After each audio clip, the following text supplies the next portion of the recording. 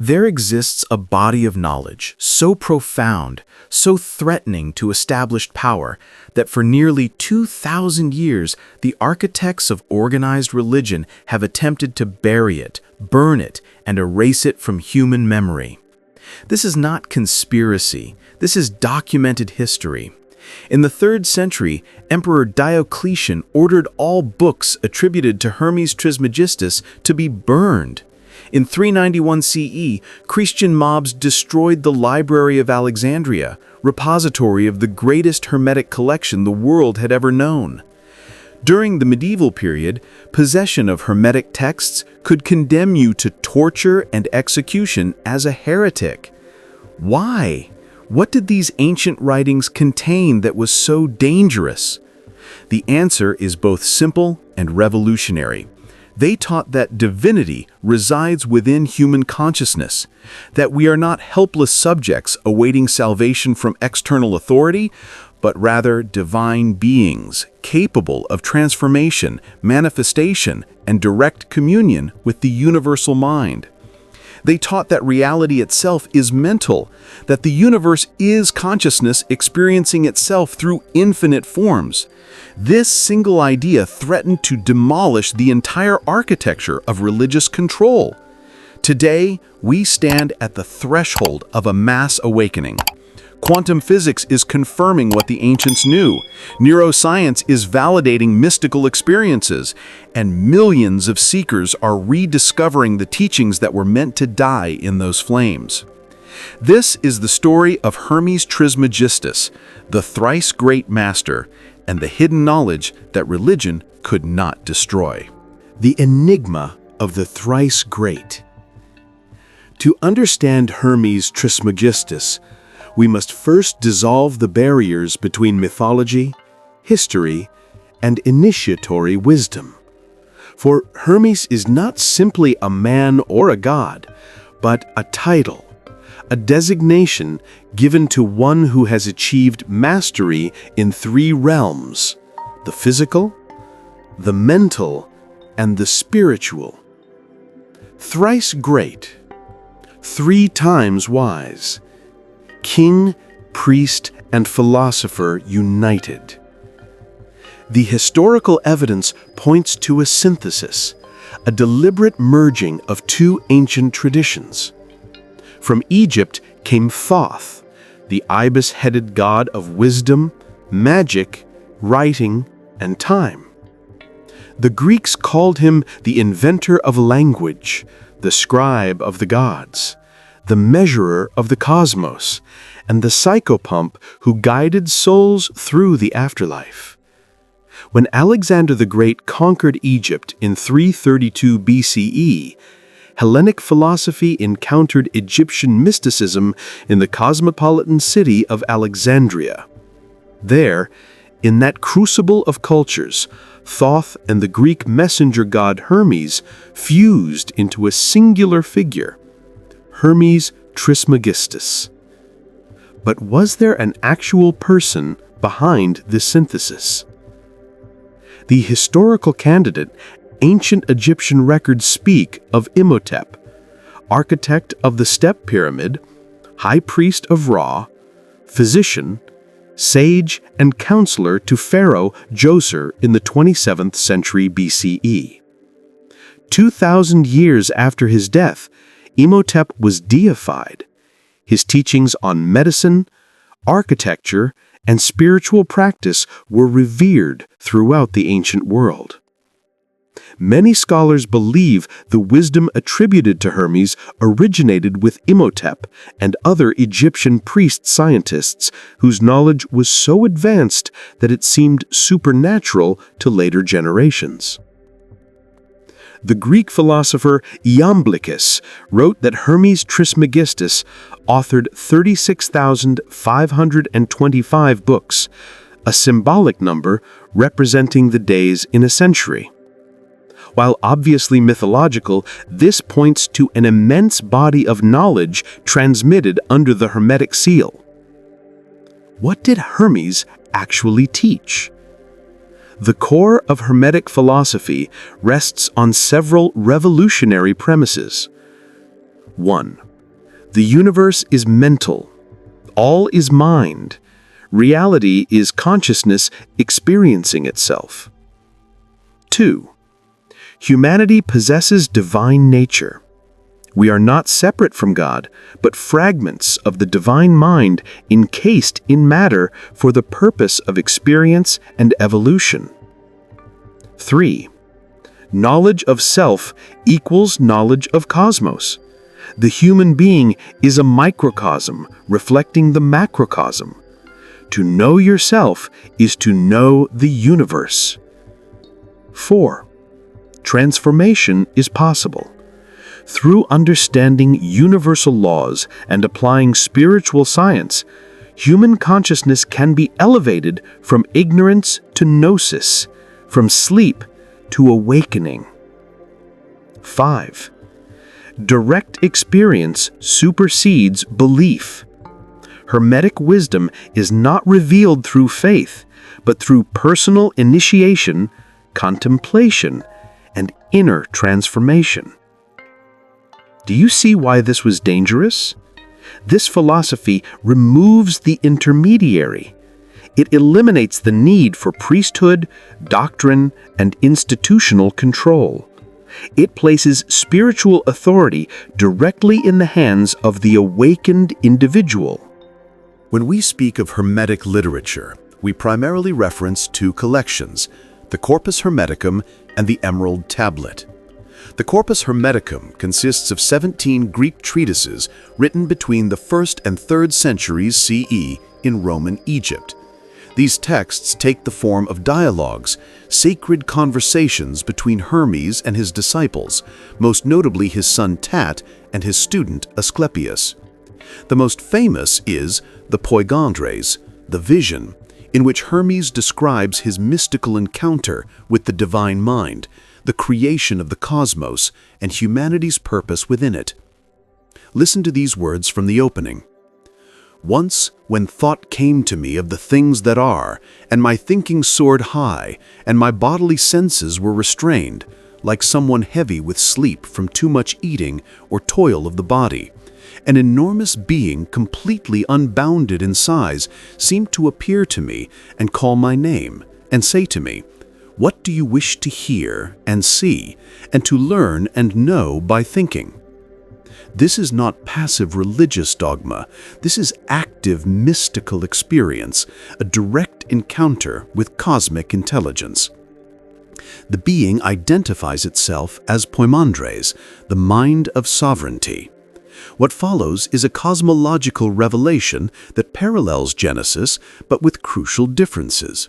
In the Hermetic account, humanity is not fallen or sinful, but divine, temporarily descended into matter for the purpose of evolution. The Emerald Tablet. If the Corpus Hermeticum is the philosophical foundation of Hermeticism, the Emerald Tablet is its alchemical key. According to legend, this brief text was discovered in the hands of Hermes Trismegistus' mummified body, found in a cave tomb beneath a statue of the master. Whether historical or allegorical, the text itself has influenced virtually every mystical tradition that followed. Its central axiom has become immortal. That which is below corresponds to that which is above, and that which is above corresponds to that which is below, to accomplish the miracles of the one thing. As above, so below. This is not poetic metaphor. This is precise spiritual science. It means the same laws operating in the celestial realm operate in the terrestrial. The same patterns structuring galaxies structure atoms. The same principles governing the cosmos govern human consciousness. If you understand this, truly understand it, you possess the master key to manifestation, healing, and transformation. The Emerald Tablet continues, "And just as all things came from the one through the mediation of one mind, so do all created things originate from this one thing through transformation." Here we encounter the Hermetic doctrine of emanation. All things emerge from a single source, the one thing, the universal mind, the absolute. Creation is not separate from creator, but rather consciousness crystallizing into increasingly dense forms. And here is the critical insight. If all things came from one mind through transformation, then through understanding the laws of transformation, consciousness can remold reality. This is the secret of alchemy, not turning lead into gold, but transmuting base consciousness into enlightened awareness. The threat to institutional power. To understand why Christianity, and later Islam, worked so diligently to suppress Hermetic teachings, we must understand what was at stake. In the early centuries of the Common Era, dozens of spiritual philosophies competed for adherence. Christianity was merely one sect among many: Gnostics, Mithraists, followers of Isis and Osiris, Neoplatonists, and Hermeticists. What distinguished early Christianity was not superior wisdom, but superior organization and political alliance. When Emperor Constantine converted in 312 CE and Christianity became the state religion of Rome, the nature of the faith transformed from persecuted mystery cult to imperial institution. With power came the need to consolidate doctrine and eliminate competition. The Councils and the Purge. The Council of Nicaea in 325 CE standardized Christian belief, declaring certain texts canonical and others heretical. But the real purge came later. In 367 CE, Archbishop Athanasius issued his Easter letter, a decree that defined the 27 books of the New Testament as the only acceptable scriptures. All other texts, particularly those with Gnostic or Hermetic tendencies, were ordered destroyed. The Gospel of Thomas, the Gospel of Mary Magdalene, the Gospel of Philip, numerous Hermetic Christian syntheses, all consigned to flames. Why these texts specifically? Because they taught gnosis, direct knowledge of the divine, rather than pistis, faith mediated through church authority. They suggested that Christ was a teacher showing the path to enlightenment, rather than a unique savior whose grace could only be accessed through ecclesiastical sacraments. They threatened the business model. The medieval suppression. Fast forward to medieval Europe. The Catholic Church had achieved near total dominance. Access to Scripture was restricted to Latin-reading clergy. Literacy itself was controlled. Knowledge was power, and power was concentrated. Then, in the 12th century, something extraordinary happened. Arab scholars who had preserved Greek and Egyptian texts during Europe's Dark Ages began translating them. Hermetic philosophy entered medieval consciousness through Spain and Sicily. The effect was explosive. The Renaissance, the rebirth, was fundamentally a Hermetic revival. Figures like Marsilio Ficino, Giovanni Pico della Mirandola, and Giordano Bruno translated and championed Hermetic texts. Bruno went further. He taught that the universe was infinite, that countless worlds existed, that divinity permeated all things, and that human consciousness could participate in divine creation.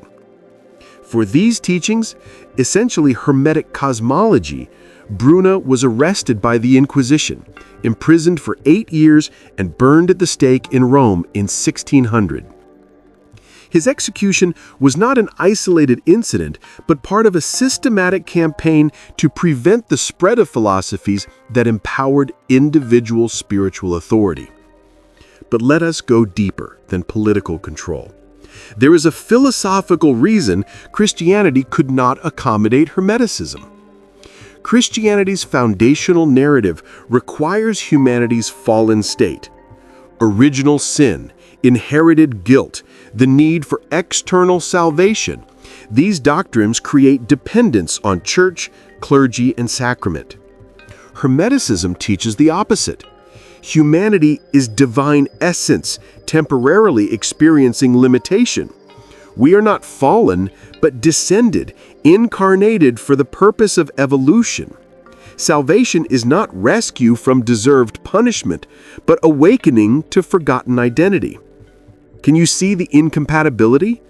One system says you are broken and need saving. The other says you are divine and need awakening. One places authority outside you, the other places authority within you. One demands obedience, the other demands transformation. The Kybalion, published in 1908 by 3 initiates, distills Hermetic philosophy into 7 fundamental principles. While modern in publication, these laws represent ancient understanding transmitted through initiatory lineages. Principle 1. Mentalism. The all is mind. The universe is mental. This is the foundational axiom. Consciousness is not a product of matter, but rather matter is a product of consciousness. The universe is a mental creation of the all, the infinite living mind within which we live, move, and have our being. Implications. If the universe is mental, then mind is the tool of creation. Your thoughts are not passive observations, but active forces shaping reality. The ancient dictum, "As a man thinketh, so is he," becomes literal metaphysical law. Principle 2. Correspondence. As above, so below. As below, so above. The same pattern repeats across all scales of existence. The structure of an atom mirrors the structure of a solar system. The growth pattern of a fern leaf mirrors the branching of trees, rivers, and bronchial tubes. Implications. By understanding one level of reality, you can understand all levels. By mastering your inner cosmos, your thoughts, emotions, and consciousness, you gain mastery over your outer cosmos, your circumstances, relationships, and manifestations. Principle 3. Vibration. Nothing rests, everything moves, everything vibrates. Ancient Hermeticists understood what quantum physics now confirms. At the fundamental level, everything is vibration. Energy oscillating at different frequencies. The difference between rock and thought is not substance, but rate of vibration. Implications. If everything is vibration and consciousness controls vibration, then by raising your frequency, through meditation, intention, emotion, and awareness, you can influence matter. This is the mechanism behind manifestation, healing, and transformation. Principle 4. Polarity. Everything is dual. Everything has poles. Everything has its pair of opposites. Hot and cold are not separate phenomena, but different degrees of the same thing. Love and hate are opposite poles of the same emotion. Light and darkness are varying intensities of the same electromagnetic spectrum. Implications. Since opposites are identical in nature but different in degree, you can transmute one pole into another by raising or lowering vibration. Negative emotions can be transformed into positive ones. Poverty consciousness can be transmuted into abundance consciousness. This is mental alchemy. Principle 5. Rhythm. Everything flows. Out and in. Everything has its tides. The universe breathes. Civilizations rise and fall. Seasons cycle. Emotions ebb and flow. The pendulum swings in all things. Action and reaction. Advance and retreat. Expansion and contraction. Implications. Understanding rhythm allows you to avoid being swept away by inevitable tides. Through the Hermetic practice of polarization, anchoring consciousness at the desired pole, you can minimize the backward swing. You cannot stop the pendulum, but you can refuse to ride it. Principle 6. Cause and effect. Every cause has its effect. Every effect has its cause. Nothing happens by chance. Chance is merely a term for law unrecognized. Behind every event lies a chain of causation stretching back to the first cause. Most people are effects, pushed by circumstances, emotions, and external forces. Masters become causes, consciously initiating chains of consequences. By understanding causation, you transcend fate. Astrology describes planetary influences not as compulsion, but as pattern. Through awareness and will, you rise from the plane of effects to the plane of causes. You stop being played and become the player. Principle 7. Gender. Gender is in everything. Everything has its masculine and feminine principles. Not biological sex, but metaphysical polarity. The masculine principle is projection, active, electrical, focused. The feminine principle is reception, magnetic, generative, nurturing. All creation requires both. Implications. In consciousness, the masculine is will and focused attention. The feminine is imagination and emotional feeling. Manifestation requires both. Masculine clarity of intention, combined with feminine feeling of the wish fulfilled. Imbalance causes stagnation. Integration causes creation. The knowledge survives. Despite centuries of suppression, Hermetic wisdom survived, hidden in plain sight within alchemy, astrology, Kabbalah, Rosicrucianism, and Freemasonry. It influenced Paracelsus's medicine, Newton's physics, Jung's psychology, and today's quantum mechanics. Carl Jung spent decades studying Hermetic and alchemical texts, recognizing in them a sophisticated map of consciousness transformation that Western psychology had forgotten. Quantum physicists like Wolfgang Pauli and David Bohm encountered Hermetic ideas while grappling with observer effects, entanglement, and the role of consciousness in collapsing wave functions. The New Thought movement, the law of attraction, modern manifestation teachings, all echo Hermetic principles, though often simplified and commercialized. Why now? We live in an unprecedented moment. Information that required decades of initiation to access is now available to anyone with curiosity and an internet connection. The gatekeepers have lost their gates. But access to information is not equivalent to transformation. Knowledge is not wisdom. Reading about meditation is not meditation. Studying Hermetic principles intellectually will not change your life. The ancient mystery schools required years of preparation, purification, and practice before revealing certain teachings, because premature knowledge is dangerous. Not because the knowledge itself is harmful, but because the unprepared consciousness will misuse it or fail to integrate it. This is why Hermes warned in the Emerald Tablet's closing lines, "I have explained the operation of the sun. Finished is what I have to say concerning the operation of the sun." Cryptic? Deliberately so. The teaching is both revealed and concealed, accessible to those who have developed the eyes to see and the ears to hear.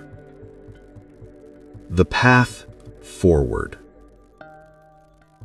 If these teachings have ignited something within you, a recognition, a remembering, a calling, then you stand at the threshold of the most important journey you will ever undertake.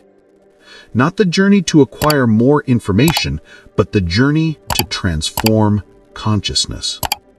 Not the journey to escape limitation, but the journey to recognize your divine nature within limitation. Not the journey to gain spiritual power over others, but the journey to master the one consciousness you actually control, your own. Hermes Trismegistus taught that divinity is not distant, but intimate, closer than your breath, nearer than your heartbeat. You are already what you seek. The journey is simply the removal of everything obscuring this recognition.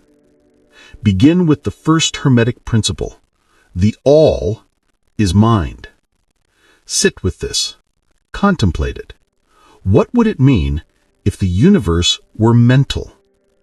What would it mean if your consciousness was a localized expression of the universal consciousness? If this were true, and the ancient masters, the mystics, and now even some physicists suggest it is, then every thought you think, every emotion you feel, every belief you hold is actively shaping your experience of reality. Not metaphorically, literally. The teachings of Hermes Trismegistus were never successfully erased because truth cannot be destroyed, only temporarily forgotten. Now, in this age of awakening, millions are remembering. The ancient wisdom is not ancient, it is eternal, as relevant today as it was 5,000 years ago, because consciousness itself has not changed, only our understanding of it. You are not separate from this wisdom. You are the living expression of it. The divine mind that created galaxies is the same mind reading these words through your eyes right now. Thrice-Great means mastery of matter, mind, and spirit. The path is open. The invitation stands. Will you walk it? This is knowledge of the all. Subscribe to continue this journey into the mysteries that religions try to erase, the wisdom that science is rediscovering, and the consciousness that you are. The next teaching awaits.